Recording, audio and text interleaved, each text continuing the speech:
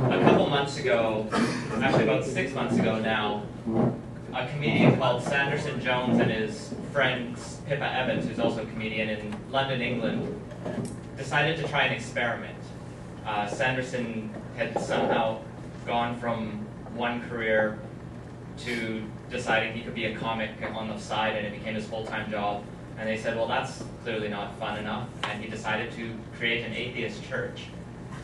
We're going to watch just a short little clip of an interview about their first service back in January, and they called it the Sunday Assembly, but they were very upfront right at the start as marketing it as an atheist church, so we'll talk about that today. And we'll see exactly what they did, what happened. What's very fascinating to me about this entire movement is that they started just 6 months ago, but their first one, they sort of expected they'd have a group sort of like this where you get 20, 40, maybe even 50 people if they were lucky. And out came 250 people to their first event in January. They did another one in February, they had 300. A couple months later, the church they were in kicked them out because I guess they figured out they were a bunch of atheists and too happy. And they moved to Conway Hall, which is a big facility owned by Humanists in London that has room for about 1,700. And in June, they had 700 people come to their event. So there's something there. We'll watch the first little clip, it's about 5 minutes, and then I'll talk about what happened when I went and met Sanderson when he was in Seattle this past Wednesday. And then after that, we can maybe hear from Ullrich where he was on Tuesday's event, if he has anything to share about that. Oh, you were both there. Okay, Laura and Ullrich were there. Where I was at more of a small meeting with just Sanderson and some of the Seattle atheist organizers who were hoping to set up their own Sunday Assembly, whereas the night before they were sort of putting on a little bit of a show.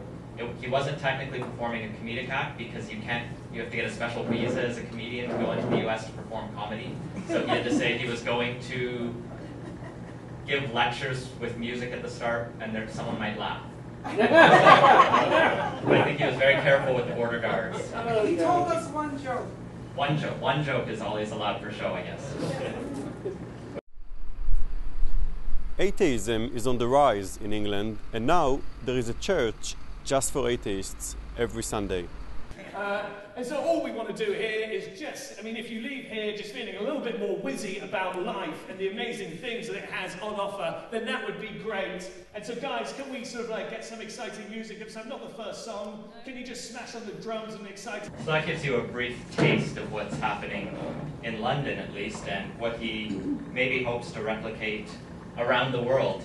Their plan with their tour over to North America was to establish more of those. They only do that monthly right now in London, but they're hoping to go to twice a month in the fall and eventually weekly.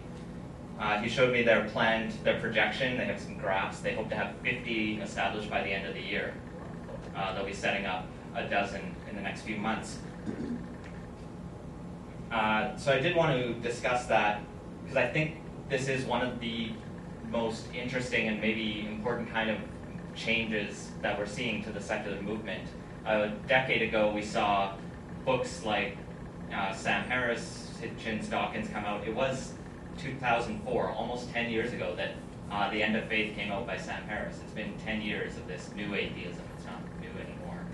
So I guess maybe people are starting to not look for that aggressive attack on faith anymore, but almost looking for maybe a new humanism. Something like Alain de Botton's Religion for Atheists, or Atheism 2.0 as he called it. You can not like him, but still sort of understand that idea of stealing the good stuff from religion and throwing out the dogma, the intolerance, the bigotry, and the made-up stuff. And just keep reason and keep hope and compassion and inspiration and community, which I think are very valuable things. Yeah, God is still bunk, I wrote. So the motto of the Sunday Assembly is live better, help often, and wonder more. I had to write that down because it's big and long, and they've admitted that it's not the best. I think they're looking at changing it to good is better, which is a fantastic one. He's talking about even having a little animated thing where it starts as God is better, and then an O falls in, squeezes itself in there. So they have an entirely new marketing campaign coming up. They're really starting to ramp up and think about growing this Sunday Assembly into a big phenomenon. On he leads the group through a 2-hour show, which is really a show. It's not so much a meeting or a lecture. He really doesn't like the idea of a lecture. It should be comedy. It should be fun. It starts off with music, and the music isn't just sort of singing slow songs. He was going through the song he wants to choose for the Sunday Assembly he plans to hold in New York, I think right now, or earlier today, because of the time zones. He was going through the song list, and he was so particular. He wanted to find the exact song that inspired people and got them up on their feet singing. He said, Imagine by John Lennon, which is one of probably most of our favorites, is too slow. It's too boring. It doesn't capture that energy he wants. The entire focus on the Sunday Assembly is think about why people would want to come. Don't just sort of make that lecture style where it's, about the presenter. Make it about the audience. Make it something that people want to come and see. It's a show. So he has a live band, which I think also really helps. It's one thing to have sort of the stereo in the corner and you listen and no one's really going to sing along. But when you have even just amateur musicians, everyone there is volunteers. Sanderson is funding this all out of his pocket and some donations for now. So and his travel expenses. Yeah, everything's out of his pocket. So somehow he was a really successful comedian that he is able to found a church and fly around the world on it. I think he's starting to bring in some donations, but they don't have a robust fundraising program.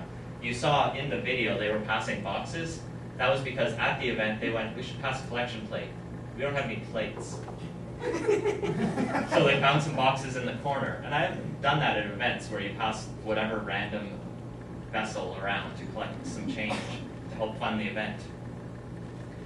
The entire thing is about entertainment. So you have the music, and then you move that into a homily or a speech, but more of a inspiration. So it's less of a lecture and more of an inspiring, moving passage. So it's really a sermon, but from a naturalistic point of view. And there's lots we can talk about that is inspiring from a humanistic point of view. You look at the TED Talks, and even those though, don't quite get people on their speech going, yes, I agree with you. Sanderson Jones avoids the word humanist because he says no one's ever really gotten to the top of a mountain and going, I am a humanist. I'm so excited. Now, there might be some here who disagree, but his point does stand to a larger marketing issue that we've had in trying to get our message out there. I don't know what label he wants to identify as. He does say he's an atheist, and if you ask him if he's a humanist, he'll agree, but he just doesn't self-identify. And they do have a moment of silence or reflection in there just to help you connect, and so it's all paced to try to keep that going. And there's no question and answer at the end, which I found interesting in talking to him. He wants it to be more of about a show, and like at a comedy show, you wouldn't have a Q&A at the end. So you might have for some audience feedback, you might put it out there, like when he asked, who has a New Year's resolution? Someone volunteered it, but you don't have that line up at the mic, which is an utterly different thing than what we do here. I really value the discussion and feedback, but maybe that's not successful in that realm. It's a completely different meeting is one thing I want to emphasize. What else? Did it just start this year? It started in January. Oh, okay, so Yeah. we don't know. So whether it's a lasting phenomenon, that's one thing that I'll talk about in a second.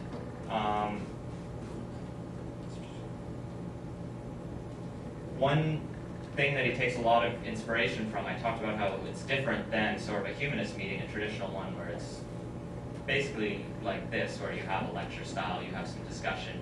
He takes his inspiration from evangelical churches.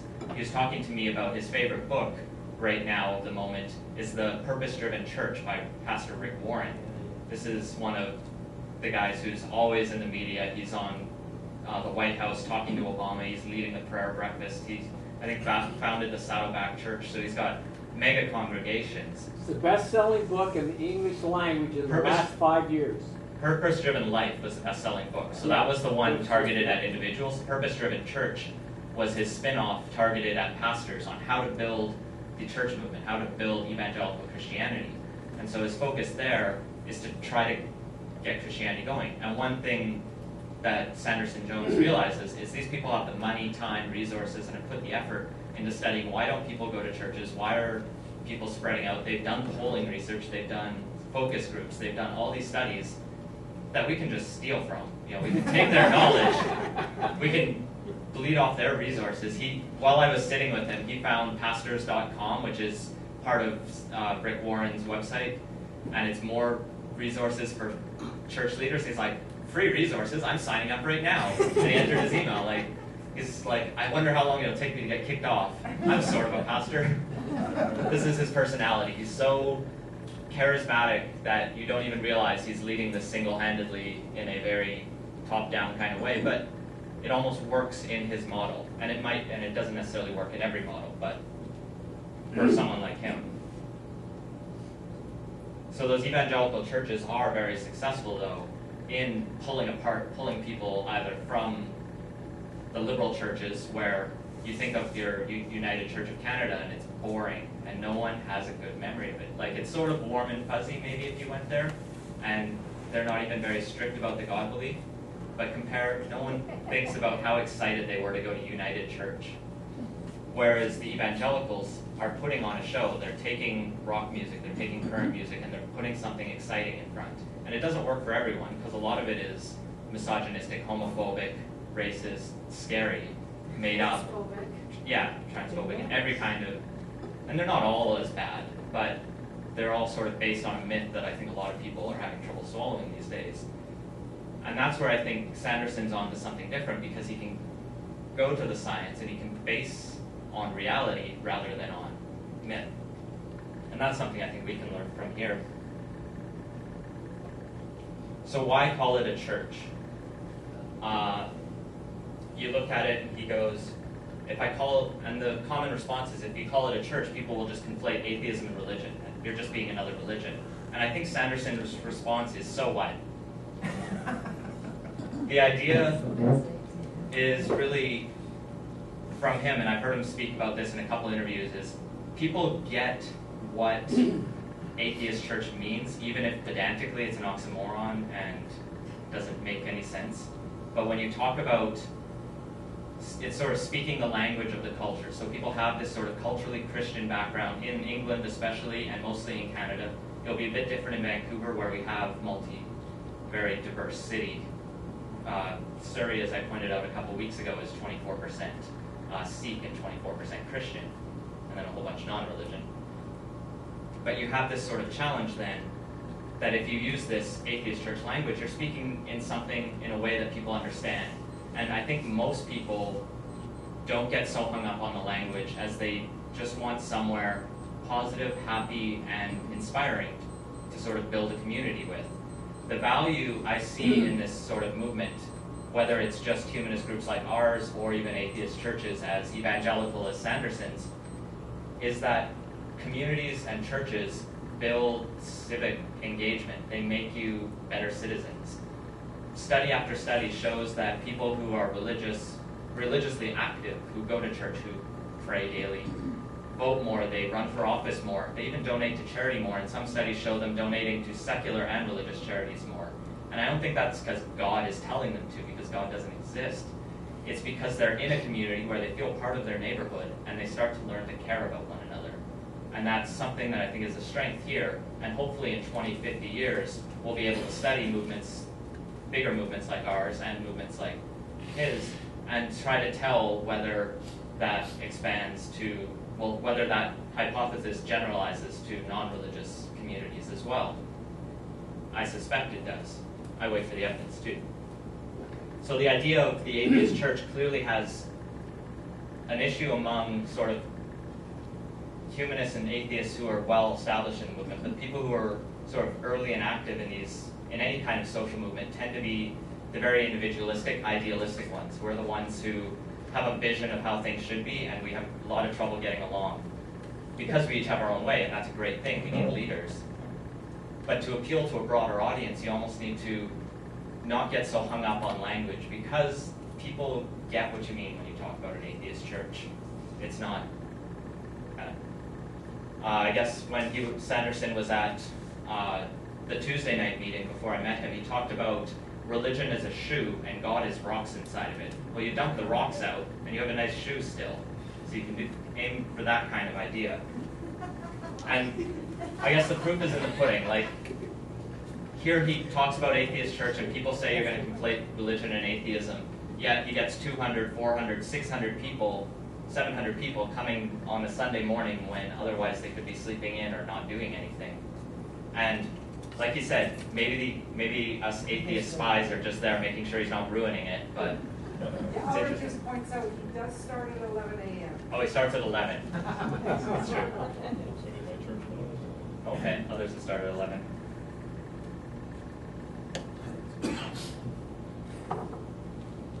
So I guess the last thing I'll talk about is what I heard from him when I was there on Wednesday.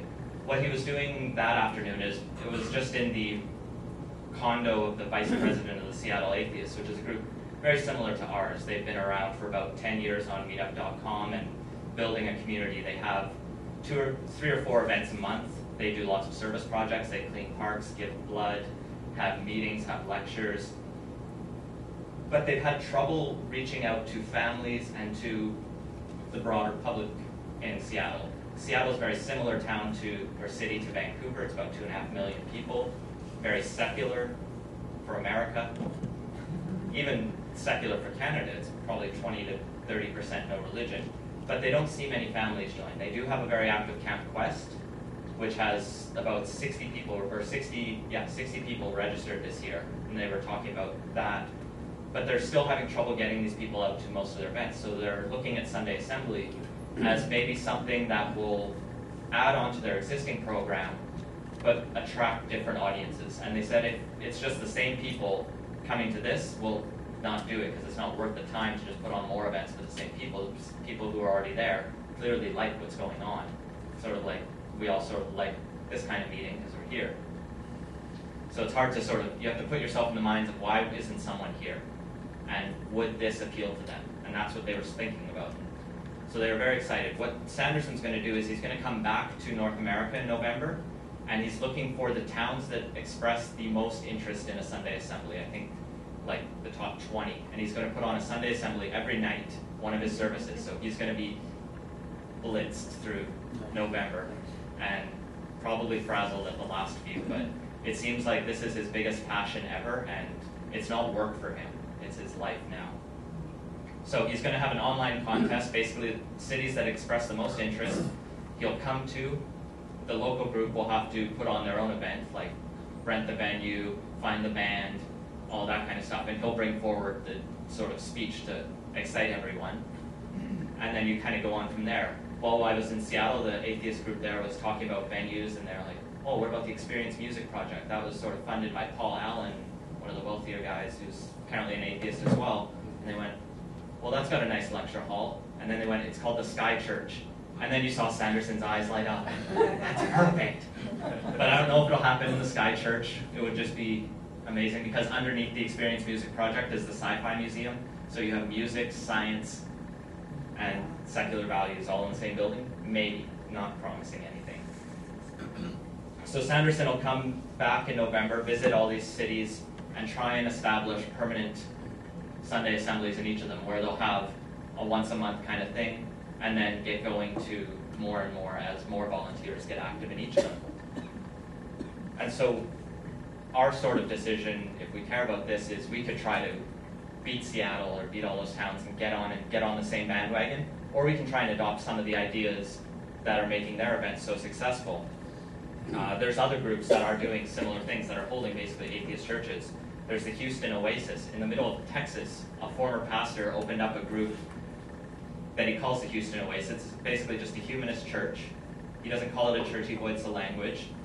Meanwhile, in Calgary, there's a group that's formed, the Calgary Secular Church. They're right up front that it's essentially an atheist church. I don't think it's as showy yet as the Sunday Assembly. And the most exciting one now is Jerry DeWitt, who's one of the first people from the Clergy Project. So he's a big he's an ex-Pentecostal minister who has left religion. He was executive director for the Freedom from Religion, or Recovering from Religion Foundation for a while. And now he started up the Community Mission Chapel, which is a church for atheists, and they just got New York Times coverage for his sermon there. And he's trying to really just do the same thing Sanderson is, where you have an exciting event for atheists and humanists. In Louisiana. Yes, in Louisiana. Bible Belt. Yeah, right in the middle of the Bible Belt. So these people are facing extraordinary odds, but in those areas is where I think you also find atheists most excited about finding other atheists because they think they're the only one. That was sort of the idea in Alberta that we had success there. So the key to the success in my mind of the Sunday Assembly isn't any one part of it. I don't think you can have half a Sunday Assembly. It's not that they do songs. It's not that, that they focus on inspiration. It's that they put together an entire package dedicated to a fun experience. It's something people want to go to. So it's a thorough commitment to entertaining and inspiration. So in the past, I know that we have tried adding songs to the Sunday mornings. Glenn's told me the story a couple times, but he disappeared. Probably because he got fed up with Atheist Church. Oh, no, he's over there. But the story was that people wanted to add, and this comes up every couple of years on the board, is that, well, we could add a little bit more ritual to our Sunday meeting, and that'll make people feel a bit more connected as a community, and we'll be better for it. And so they tried to add a song to the start, and people would try to sing along, but I guess those who didn't want to sing ended up coming 10, 15 minutes later to miss the song. And then eventually there was only like 3 or 4 people who showed up at the start, and they realized it was better to just not do a song. So I think doing any one part, I think having that live band is a key thing that, these aren't professional musicians, but they're, and he also emphasizes, don't just get someone who wants to put their own spin on these songs. They have to play like the karaoke version. People have to know these songs. So you want a wedding band, basically. You mentioned community building as a networking, talking with the other attendees. It sounds like right. You see the show. Yeah, at the end of the event, they have sort of coffee and tea, or tea and cake. And what he's finding is people bake their own cake, sort of like a happy church where someone brings in their baked goods and it's all very communal and fun. And it's more of a discussion that way. So rather than have a formal discussion like we do, it's more of, we have our presentation, we all feel good, and then you go talk with your friends or new people who are there, whether you're that person or the other. So that's valuable. They're also starting to look at doing some other projects, because what they find is as you put 200 people into a room and get them all inspired and hopeful, they want to do stuff with their lives. So they come together and they want to get into service projects. They want to start small groups. And so they started a small discussion group, and he's sort of working through all these kind of things. So he's reinventing a lot of the wheels that I think groups like ours in Seattle Atheist have already done. But it's helpful, and I think it's definitely inspiring that he's got 600, 700 people. So yeah, just adding a song has been done. So I guess my entire point is that we need to inspire people, make something fun that people would want to come to. That's the key, is making it exciting. It's all about the audience. You can have, he's going to have you need inspiring people like comedians like Sanderson Jones. You need science popularizers like Neil deGrasse Tyson, and actors like Stephen Fry. They happen to have most of these people in England, but we have some in North America. And you can also get exciting people like Jerry DeWitt, who just have that background as an ex-pastor. So I guess my key message is just don't be boring. That's I think the key of what his focus is keeping it exciting and just don't be boring. So I guess I can pass it off to Ullrich if he can add anything about what he saw, and then we'll discuss in our own way.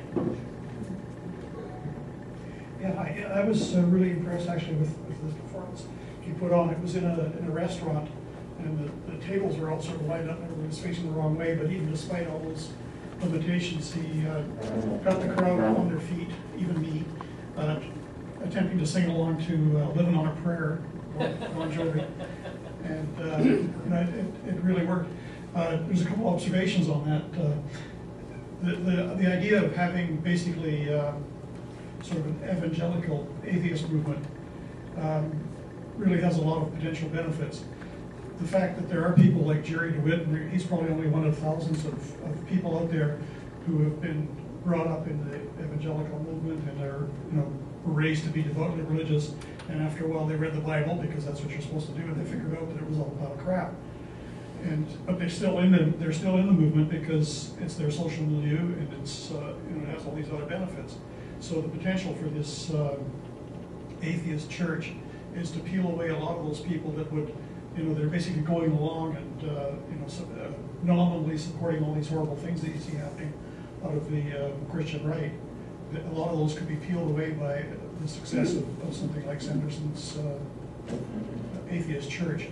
I got into a bit of an online discussion with some of the people at FFRF about using the word church for an atheist gathering. And they're saying, well,